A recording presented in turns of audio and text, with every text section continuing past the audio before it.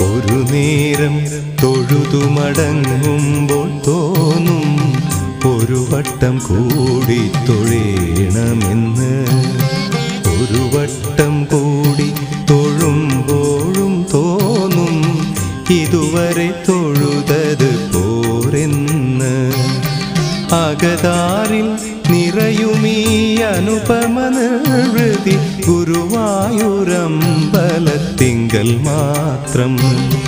ഒരു നേരം തൊഴുതു മടങ്ങുമ്പോൾ തോന്നും ഒരു വട്ടം കൂടി തൊഴേണമെന്ന്.